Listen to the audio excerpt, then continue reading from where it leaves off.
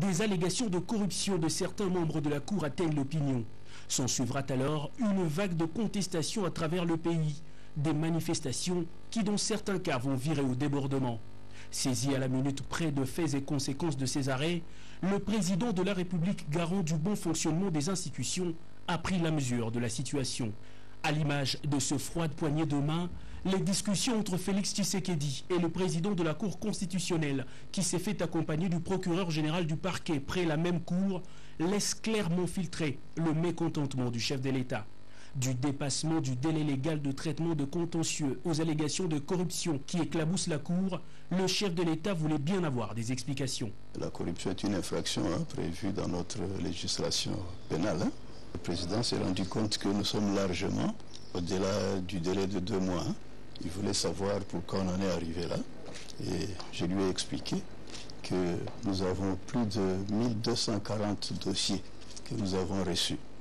Et à la Cour, il n'y a que 7 juges qui peuvent siéger en cette matière-là.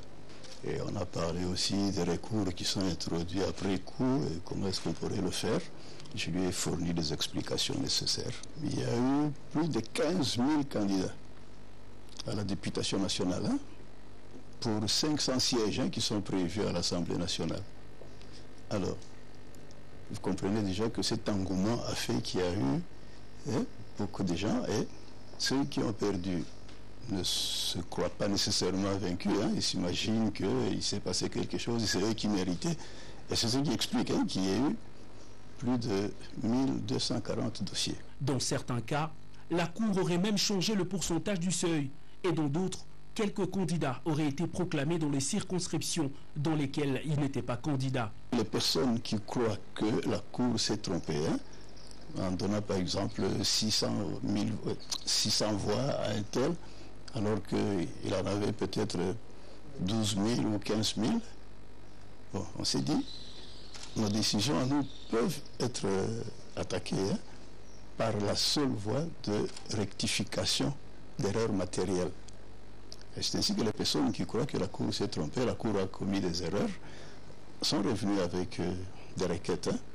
Et pour ces requêtes-là, c'est ainsi qu'on parle d'une commission, mais c'est toujours la Cour qui va examiner ces requêtes et voir si, oui ou non, elles sont fondées. Benoît Luamba, qui dit avoir été informé, rassure que la Cour analysera les cas qui ne relèvent pas de sa tâche de rectification des erreurs matérielles. Je l'ai dit à l'ouverture de ce journal, le taux d'accidents trop élevé à Kinshasa dû à la méconduite des motocyclistes, situation qui nécessite l'intervention urgente des autorités compétentes. Notre consoeur Béatrice Chako a été sur le terrain et nous relate ceci. Toutes les artères de Kinshasa sont aujourd'hui envahies par les motards, communément appelés Wewa. Même les trottoirs réservés aux piétons sont transformés en parking des motards. Les piétons sont soumis à double exercice pour traverser la rue. D'abord, veiller aux véhicules avant de traverser, ensuite aux motocyclistes qui ont le vilain plaisir de surgir de nulle part. Le taux d'accident est revu à la hausse depuis que ce moyen de transport, la moto, a fait son apparition à Kinshasa. La question ici est de savoir s'il existe des centres d'apprentissage des conduites des motos. Notre demande adressée au CNPR est restée lettre morte. Les autorités de cette structure n'ont pas voulu répondre à notre demande. La population qui fait face à cette situation au quotidien en parle.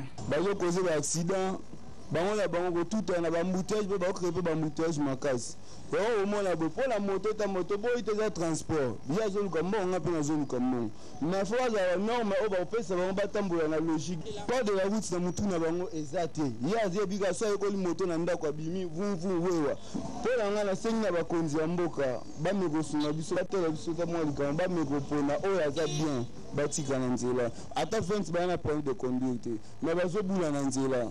Des incompréhensions par rapport au taximène et au motard. La manière dont il conduit, trop d'accidents, La manière de conduire aussi, c'est mauvais. Quelques motards se sont exprimés. Par contre, la route, c'est la biso banzela ti à cause de la route toko kelanzela pe bien pour na komba ba moto so ba montar. Na biso ba montar ba ya mituka na ba keti donc toko kendika donc bizarre bongo. Je n'ai jamais vu une école qu'on peut apprendre le code de la route, mais pour le moment, je ne sais pas. Les autorités compétentes sont priées de trouver des solutions à cette situation occasionnée par les motocyclistes. L'action humanitaire en Afrique, les droits de l'enfant avant tout, thème de la célébration de la journée de l'enfant africain célébrée chaque 16 juin de l'année à Kinshasa. Une matinée scientifique a été organisée ce lundi du 7 juin 2019 à l'immeuble du gouvernement dans la commune de la Gombe. Sylvie Makumbani, Diene Balaka pour les détails. En marge de la journée de l'enfant africain édition 2019, célébrée par le ministère du Genre, en partenariat avec l'UNICEF, une matinée scientifique a été organisée à l'hôtel du gouvernement dans la commune de la Gombe. Placée sous le thème « L'action humanitaire en Afrique, les droits de l'enfant avant tout ». 4 orateurs se sont succédés à la tribune. La ministre provinciale du genre, Eya Lembo, a à cette occasion réveillé les consciences des autorités pour la prise en compte des conditions des droits des enfants congolais. Le deuxième intervenant, le président du comité des enfants de Kinshasa, a remercié les organisateurs pour avoir permis leur participation à cette cérémonie. Il a réaffirmé la nécessité de défendre l'intérêt supérieur de l'enfant à tout moment et en toutes circonstances. La protection des droits de l'enfant devait être au premier plan de toutes les actions humanitaires. La ministre du Genre, Chantal Safou, a dans son adresse fait référence au thème de cette année. Il convient de noter que la RDC a vécu durant les 2 dernières décennies des conflits, épidémies et autres catastrophes naturelles qui ont occasionné des crises humanitaires sans précédent. Les représentants de l'UNICEF, en réponse à ces différentes situations d'urgence et dans les limites des ressources à sa disposition, a fait savoir que l'UNICEF vient en appui au gouvernement congolais dans ce domaine de l'éducation. À cela, il faut ajouter quelques actions telles que la fourniture en eau potable, la dotation de vivres et du matériel de secours aux populations, pour ne citer que cela. Après les assemblées annuelles de la Banque africaine de développement tenues à Malabo en Guinée équatoriale, une délégation de la Banque africaine de développement conduite par son président séjourne à Kinshasa. L'agenda de cette visite de travail prévoit plusieurs rencontres avec les différentes autorités du pays, mais aussi avec le président de la République. Les détails, c'est dans ces reportages. Accueilli à l'aéroport international de Njili par le directeur de cabinet du chef de l'État, le président de la Banque africaine de développement s'est entretenu quelques minutes avec le ministre des Finances. Après ce court entretien, direction au mausolée où le numéro 1 de la BAD est allé se recueillir devant la tombe de l'ancien Premier ministre Dr Étienne Tshisekedi en présence du chef de la maison civile du président de la République. Au cours de son séjour de travail en RDC, Akimwini Adesina aura des échanges avec le chef de l'État sur des thématiques de développement. Le numéro 1 de la BAD aura aussi des contacts avec le Premier ministre et quelques membres du gouvernement. C'est ma première visite officielle pour voir mon frère, monsieur le président Tshisekedi. Il était avec nous à Malabo. Il était vraiment honoré par sa présence à cette assemblée annuelle pour la Banque africaine de développement, dans laquelle il a fait les interventions exceptionnelles.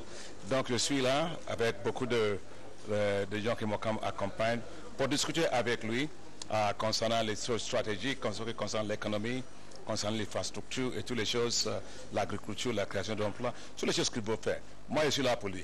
Vous savez que la Banque africaine de développement est derrière la construction, la planification pour l'INGLA. Et c'est nous qui avons fait le financement pour la préparation. Et on sera là aussi pour accompagner le pays jusqu'à la finition de ces projets. Rappelons que l'intégration régionale pour la prospérité de l'économie africaine, c'est la mission que la BAD s'est assignée pour l'émergence de l'Afrique. Et puis venons-en à cette réunion à la recherche de voies et moyens pouvant résoudre la problématique de l'approvisionnement en produits pétroliers Grand Kasaï. Les modalités pratiques relatives à l'organisation de la descente dans l'espace du Grand Kasaï a été également abordée. Cette réunion a été présidée par le ministre intérimaire de la coopération au développement, Jojo Dibukablo. La problématique de l'approvisionnement de l'ex-Grand Kasaï en produits pétroliers a mis autour d'une table les différents acteurs œuvrant dans le secteur pétrolier concernés par ce dossier. Présidé par le ministre intérimaire des hydrocarbures, John Kwet Mwankwet, cette réunion a fixé les objectifs de la descente dans l'espace Grand Kasaï et le moyen à mettre en œuvre pour atteindre ces objectifs. Pour le rappel de fait, la première réunion sur la problématique d'approvisionnement du Grand Kasaï en produits pétroliers s'est tenue le 6 mars 2019 pour faire le point sur l'état des infrastructures de stockage et de transport dans l'espace du Grand Kasaï et sur le réseau ferroviaire de la SNCC. La deuxième réunion s'est tenue le 6 mai 2019 pour étudier les modalités pratiques de la descente et arrêter les stratégies pour résoudre la problématique d'approvisionnement du Grand Kasaï en produits pétroliers. Ainsi, quelques pistes des solutions ont été proposées pour solutionner la question du manque des infrastructures et de la responsabilité du propriétaire des wagons citernes âgés de plus de 30 ans en cas d'accident ou d'incident. Une mission a été organisée du 28 au 30 mai 2019 à Lubumbashi auprès de la SNCC et de sites des FTL Pipeline dans le cadre de la collecte des données complémentaires devant servir à la descente dans le Grand Kasaï. Les participants ont plaidé pour une structure de prix spéciale des produits pétroliers de l'espace Grand Kasaï à l'instar de celle du Nord pour la ville de Kisangani. La réunion des chargeurs tenue à Kinshasa a été clôturée par le vice-premier ministre ad intérim des Transports, Maître Azarias Rouberois. À cette occasion, le directeur de l'OGEFREM a lancé un message à ses participants. Guy Matundu.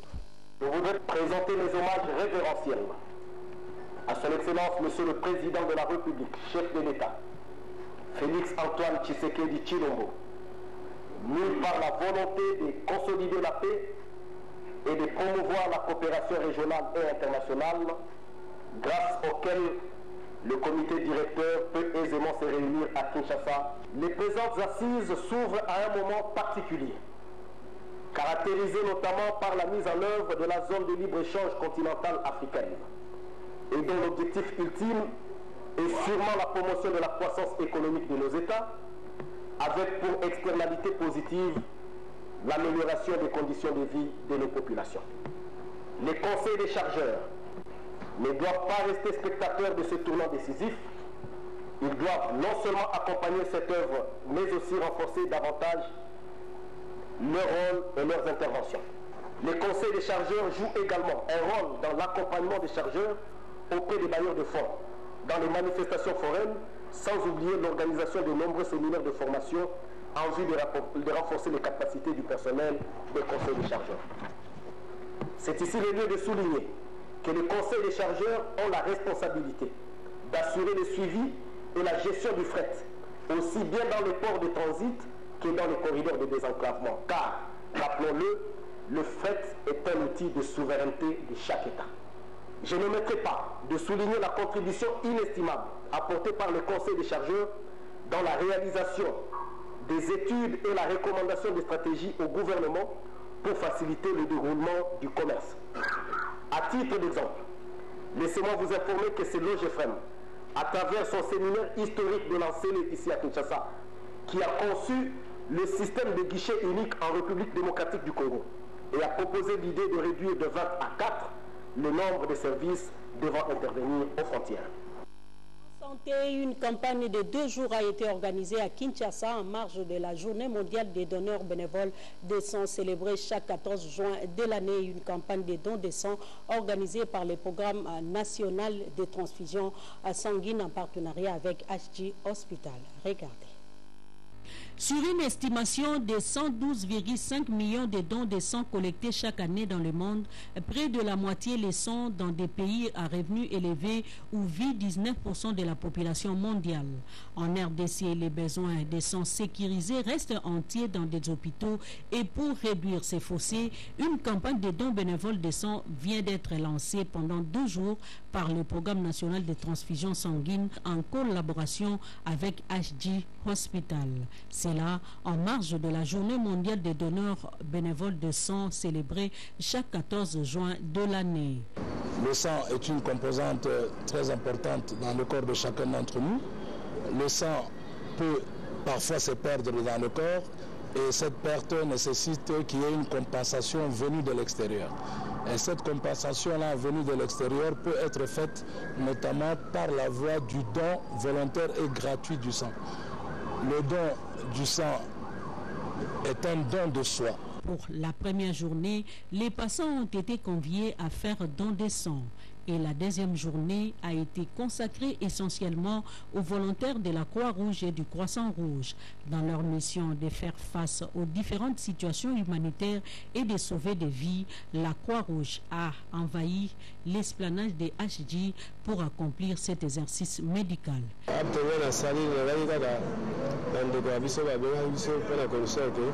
J'ai accepté de donner du sang pour sauver de vies.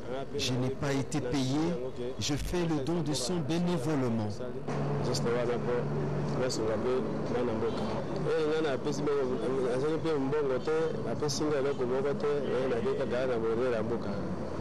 Il faut un amour du prochain, vulnérable. J'ai l'amour du prochain. Ceux qui sont vulnérables ont besoin de notre aide. Quand vous avez beaucoup de sang, vous pouvez en donner à ceux qui en ont besoin après examen du médecin. Il faut toujours que départ monganga ba tester na saninga ba pourcentage ba vu occasion ya ko zamakila na ngai. Donner du sang, c'est sauver des vies. Tout à fait autre chose, du matériel informatique pour l'inspection générale de la police. C'est un don de l'unité de la police MONUSCO. Ceci rentre dans le cadre du partenariat entre la police nationale congolaise et la mission des Nations Unies pour la stabilisation de la paix au Congo. Françoise Bouelabouaki, Pompon. Les domaines de collaboration entre la police MONUSCO et l'inspection générale de la police congolaise prennent un nouvel élan. Ce matériel informatique vient renforcer la modernisation des services au sein de l'inspection générale que dirige le commissaire divisionnaire Raus Chaloué. Ce qui renforce sa mission régalienne de contrôler, d'auditer, d'enquêter et d'évaluer les activités menées par les unités et services de la police nationale congolaise. Cet appui se manifeste entre autres par les différentes sessions de formation organisées au bénéfice du personnel de l'inspection générale, l'accompagnement dans la mise en œuvre de ces missions et j'en passe. Je note avec satisfaction que ce partenariat permet aujourd'hui à l'inspection générale de la PNC de bénéficier des matériaux de bureau offerts par la police MONUSCO. Je profite de cette occasion pour lancer un appel à tous les partenaires d'emboîter les pas à la MONUSCO. Au cours de cette cérémonie de remise symbolique, le commissaire général Alaoué Abdounassir, chef de la composante police MONUSCO, a recommandé le bon usage de ce don. Pour rappel, l'inspection générale devrait aussi jouer pleinement son rôle de pédagogue pour contribuer à l'efficacité et à l'efficience d'une police pleinement républicaine, soumise à l'autorité civile, à politique professionnelle et à l'écoute de la population. Du matériel informatique, on en parle encore avec les professeurs de l'Institut supérieur des commerces IEC qui viennent d'acquérir un lot important des ordinateurs laptops. La cérémonie de remise de ces matériels a été présidée par les DG de cette institution publique Mbangala. Rodepanda.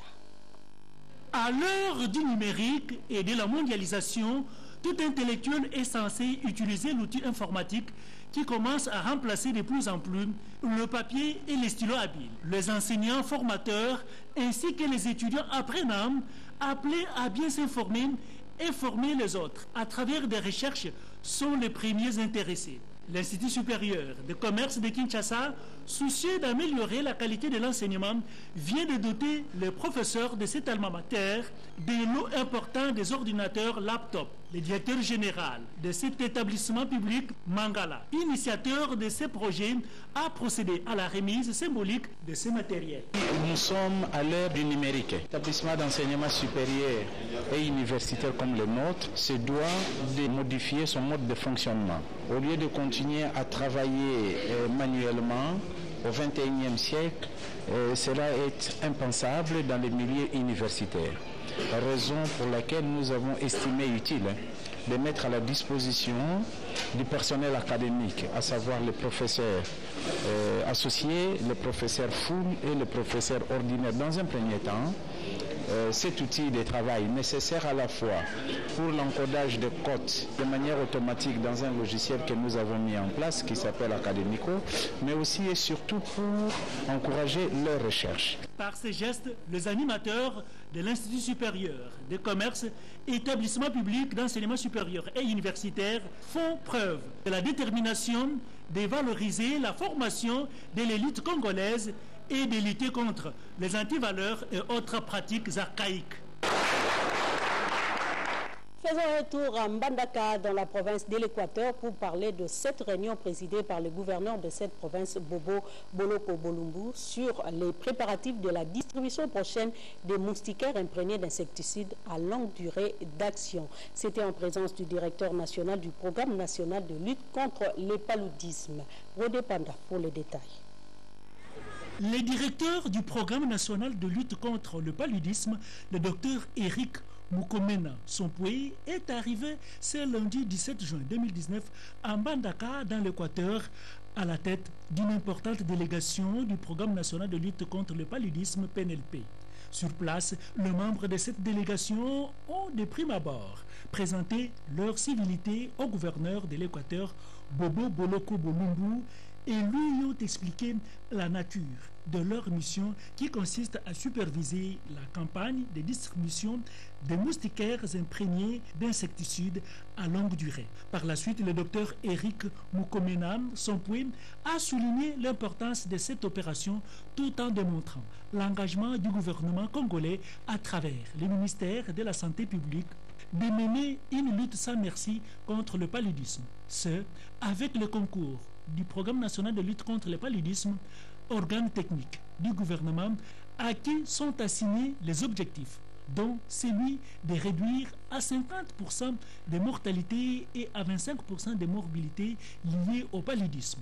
Devant la presse, le directeur du programme national de lutte contre le paludisme a martelé que les enfants de moins de 5 ans et les femmes enceintes restent les premières victimes du fait de leur vulnérabilité.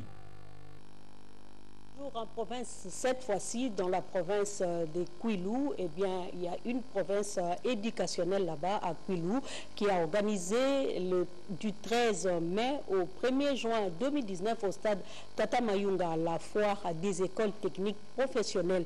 Première édition, objectif, faire voir aux parents et à toute la communauté estudiantine les réalisations de leurs élèves. Regardez. Parce que souvent, les gens pensent que les options techniques n'ont pas vraiment d'importance sur le terrain. Et il y a même des parents qui se demandent, après ces études de son enfant, qu'est-ce que l'enfant deviendrait? C'est comme ça. Nous avons pensé organiser cette foire pour faire voir à la population en général de la République démocratique du Congo qui nous suit aujourd'hui l'importance de ces options techniques professionnelles. C'est comme ça, vous avez vu, chaque option technique nous a amené sur les marchés sa production. Et c'est ça aujourd'hui qui montre la valeur de ces options à la population qui observe. Avec cette volonté que nous avons, nous, dans la province d'éducation du Kwilu 3, nous voulons accompagner les chefs de l'État, son Excellence M. Félix Tshisekedi. Il donne à l'éducation une place de choix. C'est comme ça, nous, à notre niveau, nous valorisons ces options techniques professionnelles que beaucoup ont toujours ignorées. Et nous voulons qu'avec l'appui de nos autorités hiérarchiques, pour que cette œuvre, sûrement qui soit la première dans tous les grands bancs de nous, peut-être aussi dans toute la République démocratique du Congo, que d'autres provinces fassent comme nous, voire plus que nous. C'est une façon de sensibiliser les parents, de sensibiliser les élèves, leur faire voir combien ces options sont importantes pour leur vie. Les taux d'accident trop élevés à Kinshasa dû à la méconduite des motocyclistes. Vous avez suivi dans ce journal les constats sur le terrain sur cette situation. Madame, Messieurs, cette grande édition de 13h30 sur la radio-télévision nationale se termine ici. Merci de votre attention soutenue. L'actualité va se poursuivre à 16h à la présentation Betty Amani.